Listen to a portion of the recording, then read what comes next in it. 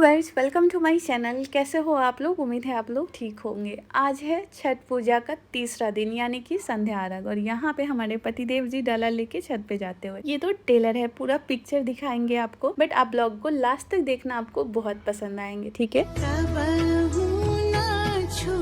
Okay guys, तो आज है संध्या आरग, और संध्या आरग के दिन ना शाम में डूबते हुए सूरज को अर्घ देना होता है। तो आज बहुत सारा काम है, प्रसाद भी बनाना है, घाट भी सजाना है, और घाट हमारे छत पे ही है क्योंकि चैती छठ पूजा हर किसी को नहीं होता है, तो लोग अपने अपने छत पे ही सेलिब्रेट करते हैं इसको। तो हम लोग छत पे ही सेलिब्रेट करने वाले। तो यहाँ पे देख सकते हो, ये जो स्विमिंग पूल आता है बच्चों का पानी वाला, वो हमने मंगाया है। इसमें पानी भर के हम लोग छठ घाट बनाने वाले हैं। मैं भी यहाँ नहा धो के रेडी हो गई हूँ क्योंकि आज बहुत सारा प्रसाद बनाना है और शाम को घाट पे भी जाना है, इसलिए जल्दी जल्दी से सारी चीजें निपटाना है। तो मैं यहाँ पे रेडी हो गई हूँ। चलिए चलते हैं प्रसाद बनाने। यहाँ पे मैं और मम्मी प्रसाद बना रही हूँ, और आज ठेकुआ, कसार और खजरी बनाया जाता है। ये तीनों मेन प्रसाद होता है छठ पूजा का। वैसे तो बहुत सारी चीजें चढ़ाई जाती है, बहुत सारे फ्रूट वगैरह होते हैं, बट ये चीजें घर पे बनाई जाती है। तो मम्मी बना रही है कसार और मैं बना रही हूँ ठेकुआ, क्योंकि ठेकुआ मुझे अच्छे से बनाने आता है। मैं इसको अकेले बिना किसी के हेल्प का भी बना सकती हूँ।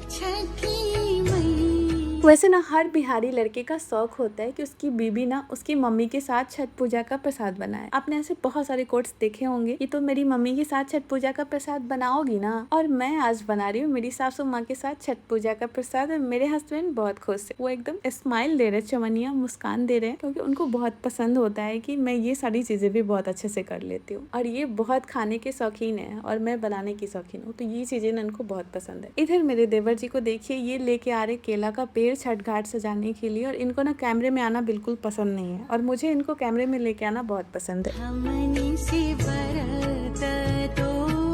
छठ पूजा का ना अलग ही वाइब्स होता है, बहुत ही अलग सा माहौल होता है। शारदा सिन्हा जी के गाने और इतने सारे प्रसाद, इतने सारे सजावट, बहुत सारी चीजें होती है, बहुत अच्छी लगती है। और एक बात पता है आप लोगों को, आज मैं लाइफ में पहली बार 10 kg मैदा का ठेकुआ बना रही हूँ। ठेकुआ बोलते बहुत सारे लोग, मैं तो इसको खजरी बोलती हूँ, मेरे यहाँ खजरी ही बोला जाता है। 10 kg मैदे का हमने खजरी बनाया है, और इतना ज्यादा बनाना था, और ये बहुत टाइम टेकिंग प्रोसेस होता है, बहुत झटपट से नहीं बनता। तो हमने ना पूजा के लिए जो बनाना था उसी चूल्हे पे बनाया, और कुछ हमने घर के किचन में छान लिए हैं, क्योंकि बहुत सारा टाइम लग गया, लगभग 5 घंटे बनाने में लग गए।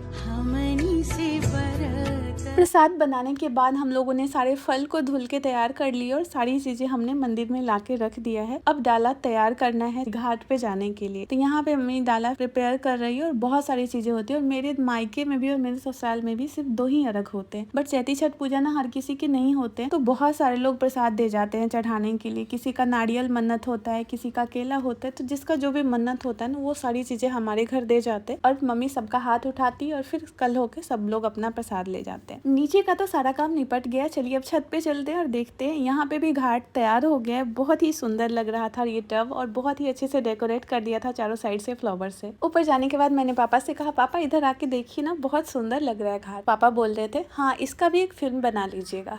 पापा मेरे ब्लॉग को फिल्म बोलते हैं, और आप लोग बताना आपको मेरी फिल्म कैसे लगते हैं। ठीक है, सच में बहुत सुंदर लग रहा था। चारों साइड से इस तरीके से फूल से सजाने के बाद ना ये बहुत सुंदर लग रहा था। नीचे ना इसका ब्लू है, इसलिए ब्लू ब्लू पानी लग रहा था। अभी लगभग 3:30 बज रहा था। अब डाला लेके घाट पे जाना था, तो मैंने हस्बैंड को डाला उठा दिया, और वो डाला लेके घाट पे जा रहे थे। आज संध्या अर्घ है, तो संध्या अर्घ के दिन ना डूबते हुए सूरज को अर्घ देना होता है। हमारे बिहार की ना बहुत ही खूबसूरत बात है, हमारे यहाँ डूबते सूरज को भी और उगते हुए सूरज को भी अर्घ दिया जाता है। तो यहाँ पे मेरे हस्बैंड और देवर जी हैं, और ये लोग ना सारी चीजें जो भी होती है घाट पे ले जाने के बाद ना उसको फैला के रखा जाता है, जिस तरफ अर्घ देना होता है उसी दिशा में। तो यहाँ पे ये लोग यही कर रहे हैं, और अब मैं जा रही हूँ नीचे तैयार होने के लिए। मम्मी भी तैयार होके आ चुकी है, मैं भी बिल्कुल भी रेडी नहीं हुई हूँ, तो मैं जा रही हूँ नीचे। अब तैयार होके आऊंगी, फिर आप लोगों को दिखाऊंगी।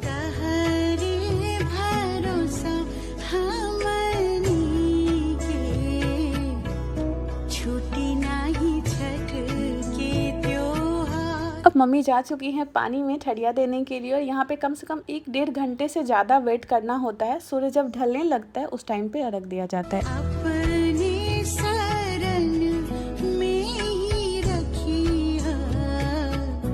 तो अब मैं भी आ चुकी हूँ रेडी होकर, और मैं देख सकते हो मैंने रेड कलर की साड़ी वेयर करी है। मेरे हस्बैंड को जो भी कपड़ा पहनना होता है, मैं उससे मिलता जुलता खुद भी डिसाइड कर लेती हूँ अपने लिए। और बहुत लोगों को तो इस बात से भी दिक्कत होती है कि हमने फिर से मैचिंग कपड़े पहन लिए। क्या करे भैया, हमें अच्छा लगता है। आप भी बहनों।